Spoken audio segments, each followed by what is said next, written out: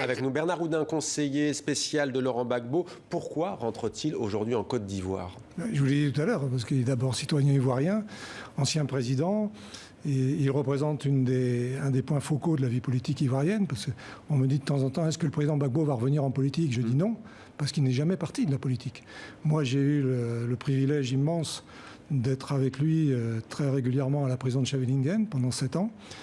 Et à aucun moment, j'ai douté de sa capacité, de sa volonté. Mais il a envie de se représenter à la présidentielle?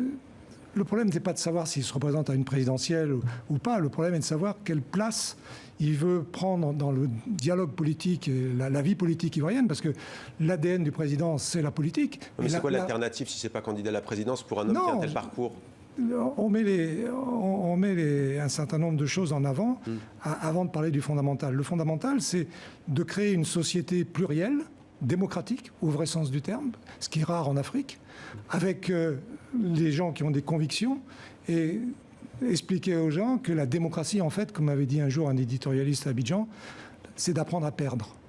Et qu'à partir de ce moment-là, il y aura des alternances. Et en 2010, on a brisé cette volonté démocratique du président, parce que ça serait trop long ce soir de parler. Mais est-ce qu'il a tourné les fondements, les racines de la crise post-électorale, quelles que soient d'ailleurs les responsabilités du camp Ouattara et du camp Gbagbo? Là n'est pas la question aujourd'hui, mais est-ce qu'il a changé d'approche finalement de sa vision de la société ivoirienne? Il y avait tous ces concepts d'ivoirité à l'époque. Est-ce qu'il a changé politiquement? Vous savez, il avait une phrase quand il est rentré la première fois, puisque c'est son deuxième retour, il avait été en exil, vous l'avez rappelé.